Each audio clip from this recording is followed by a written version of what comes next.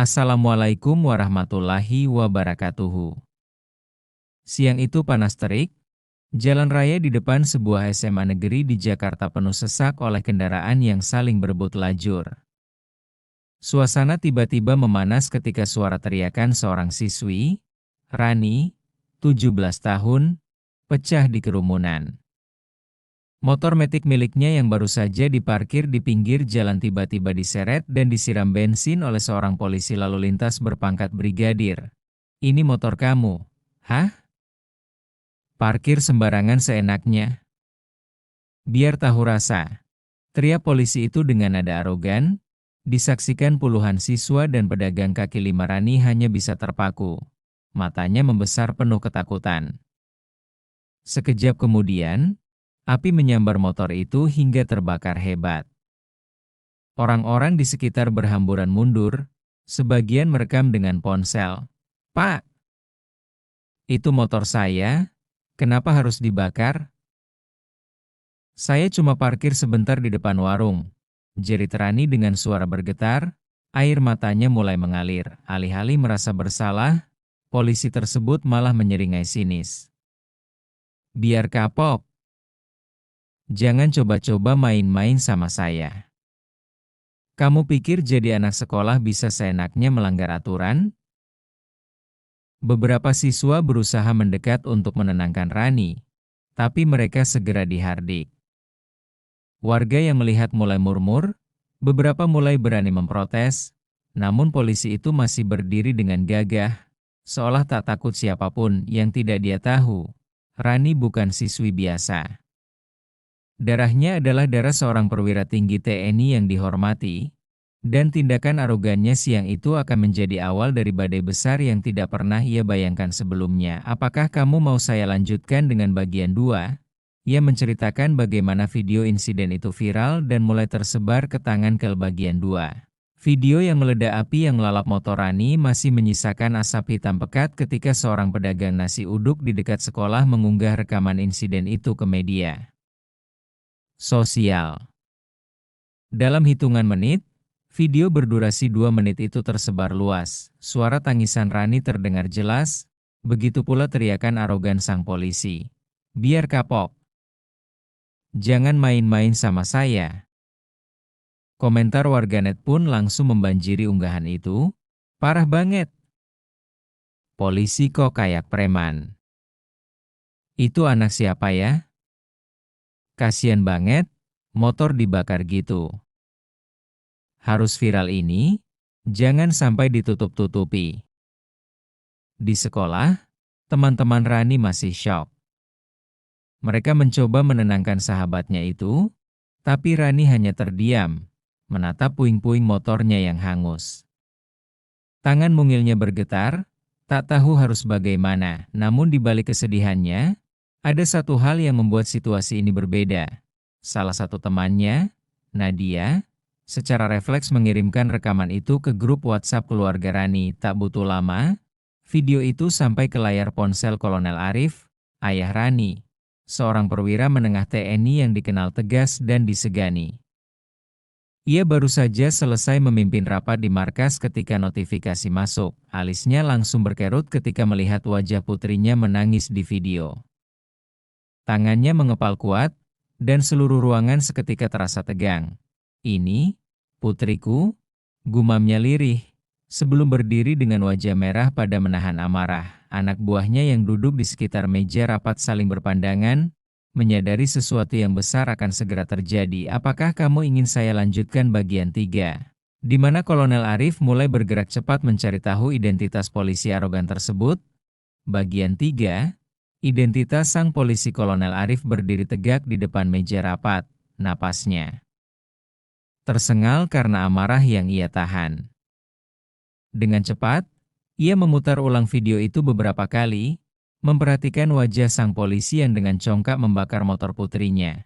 "Siapa yang kenal dengan orang ini?" tanyanya lantang, memperlihatkan layar ponselnya kepada para perwira lain di ruangan. Salah satu kapten yang duduk di sisi kiri langsung menyahut, "Itu sepertinya Brigadir S, Pak. Anggota lalu lintas Polsek Metro di kawasan Jakarta Timur." Dia memang terkenal arogan, sering dapat laporan dari warga, tapi selalu lolos dari sanksi. Nama itu membuat Kolonel Arif mengepalkan tinjunya lebih keras. Ia bukan hanya marah karena motor putrinya dibakar, tapi juga karena pelecehan terhadap harga diri keluarganya terjadi di depan umum. Brigadir S, gumamnya dingin. Kalau dia pikir bisa bermain-main dengan hukum, maka kali ini dia salah besar. Salah seorang mayor yang mengenal dekat Arif mencoba menenangkan. Komandan, apakah akan kita laporkan langsung ke Propam? Atau kita serahkan ke jalur resmi? Namun tatapan Kolonel Arif tetap tajam. Saya tidak akan diam. Jalur resmi sering diputarbalikkan. Kali ini saya sendiri yang akan turun tangan. Sementara itu, di rumah, Rani masih menangis di kamar. Sang ibu berusaha menghibur, namun trauma kejadian itu jelas membekas. Ia tak tahu kalau ayahnya saat itu sudah mulai menyiapkan langkah besar. Di luar sana, nama Brigadir S makin ramai diperbincangkan di media sosial. Wajahnya tersebar luas, lengkap dengan video saat ia menyulut api. Netizen mulai menuntut keadilan, tagar polisi arogan menjadi trending, situasi sudah di luar kendali, dan gelombang tekanan publik mulai bergerak, membuat Brigadir S tanpa sadar sedang menggali kuburannya sendiri. Apakah kamu ingin saya teruskan dengan bagian 4? Saat Kolonel Arif langsung mendatangi kantor polisi tempat Brigadir S bertugas? Sore itu, suasana di Polsek Metro Jakarta Timur masih berjalan normal. Beberapa polisi duduk di pos jaga sambil bercengkerama, sementara Brigadir S yang baru saja selesai patroli terlihat bersandar santai, menikmati rokok. Ia sama sekali tidak menyangka bahwa namanya tengah menjadi pusat perhatian publik. Tiba-tiba, suara deru mobil dinas berplat TNI berhenti tepat di depan halaman polsek. Dua kendaraan menurunkan beberapa prajurit berseragam loreng. Langkah mereka tegas dan penuh wibawa. Dari mobil utama, turunlah Kolonel Arif dengan wajah dingin. Seluruh pandangan anggota polsek langsung tertuju padanya. Beberapa polisi buru-buru berdiri memberi hormat meski kaget. Selamat sore, Komandan. Ada yang bisa kami bantu? Tanya seorang perwira polisi dengan gugup, namun Kolonel Arif tidak menjawab. Ia berjalan lurus, tatapannya menyapu ruangan, hingga akhirnya berhenti tepat di depan Brigadir S. Brigadir S yang awalnya masih terlihat tenang, tiba-tiba pucat. Ia jelas mengenali sosok Kolonel Arif, salah satu perwira TNI yang reputasinya sangat disegani. Jadi, ini orangnya, ujar Kolonel Arif dengan suara berat, menahan amarah.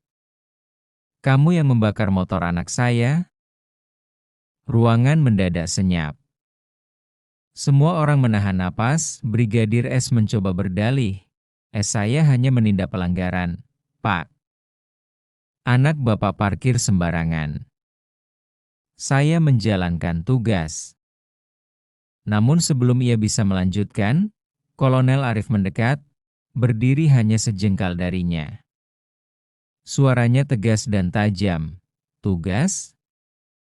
Tugas seorang aparat adalah melindungi rakyat, bukan mempermalukan dan merusak harta benda mereka. Kamu bukan menegakkan hukum, kamu mempermalukan seragamu sendiri. Seisi polsek membeku, tak ada yang berani bersuara.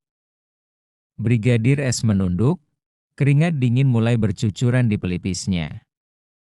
Ia sadar, kali ini tidak ada atasan yang bisa melindunginya. Mau saya lanjutkan dengan bagian 5, di mana Kolonel Arif mulai menuntut pertanggungjawaban resmi dan memaksa pimpinan polsek ikut bertanggung jawab. Bagian 5. Pertanggungjawaban kantor Polsek Metro sore itu seperti berhenti bernafas. Semua mata tertuju pada Kolonel Arif yang berdiri tegak di hadapan Brigadir S.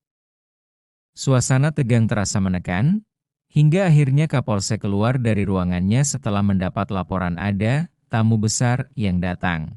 Selamat sore, Kolonel, ucap Kapolsek dengan senyum kaku. Ada permasalahan apa sampai datang langsung ke sini? Kolonel Arif menoleh perlahan, menatap Kapolsek dengan sorot mata tajam. Permasalahan? Anak saya dipermalukan, motornya dibakar di depan umum oleh anggota kalian.